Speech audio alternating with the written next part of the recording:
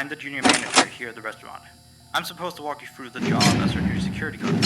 From your resume, I can tell that you're already a well-experienced guard. But, you know, it's protocol, so I have to walk you through the basics anyway. So, let's get started. We have security cameras all around the restaurant, and if you bring up the camera panel, you'll be able to view the feed from each camera by pressing the camera buttons on the minimap. Now, our lights are always off during the night, obviously because it'd be a waste of power to leave them on all night. So to actually see something on the cameras, you can activate the camera system's night vision mode. You activate night vision by clicking on the button of whatever camera you're currently viewing. So for example, say you want to see what's on camera 1. Bring up the camera panel, you click on the button that says Cam 01, and then to use night vision, you click on Cam 01 again. Once night vision is activated, you can click on any of the other cameras and view them with night vision as well. And you turn it off the same way you turn it on.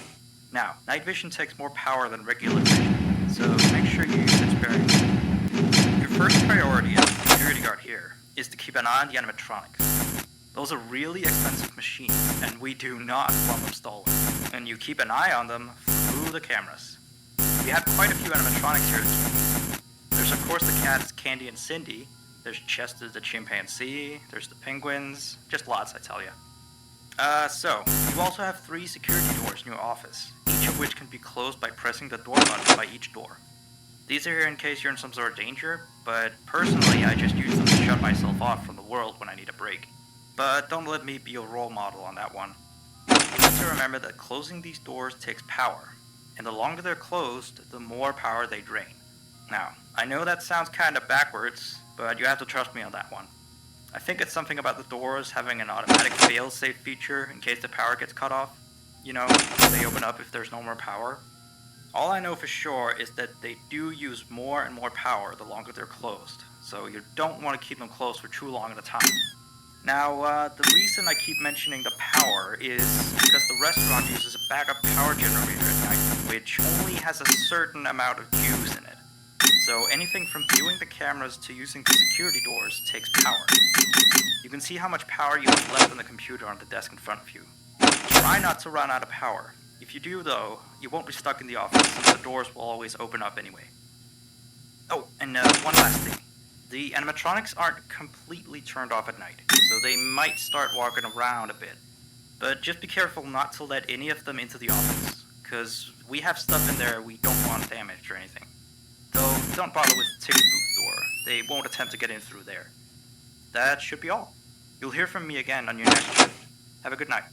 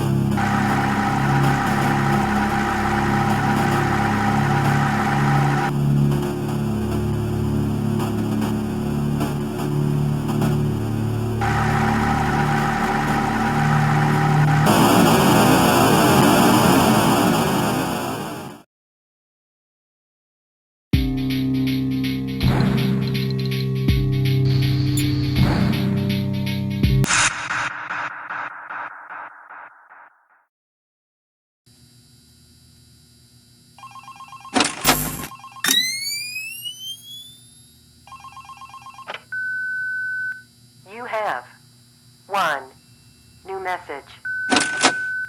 Hey there. I put up a note today to gather some intel on the animatronics from the other employees. Just to get a list of the issues we've had with them.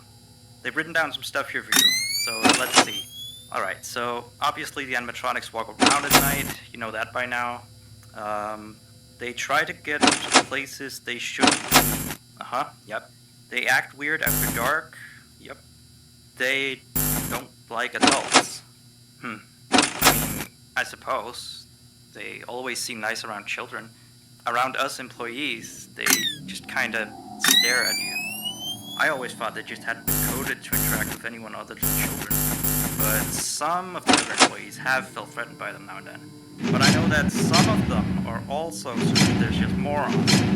So who knows if they just became scared when the animatronic looked at them in the eyes or something. Anyway, one last thing on the list here. The last penguin interferes with the system. There's a sentence I never thought I'd say. We have these penguin animatronics as waiters. They take people's orders and whatnot. We used to have 3 of them, but 2 of them broke down and haven't been fixed yet. I think they're referring to the 3rd penguin that still works, or, well, apparently it doesn't quite work. So yeah, definitely don't let him into the office. His presence alone could probably destroy our systems. Well, that'll be it for now. I'll be sure to leave another message for your next shift.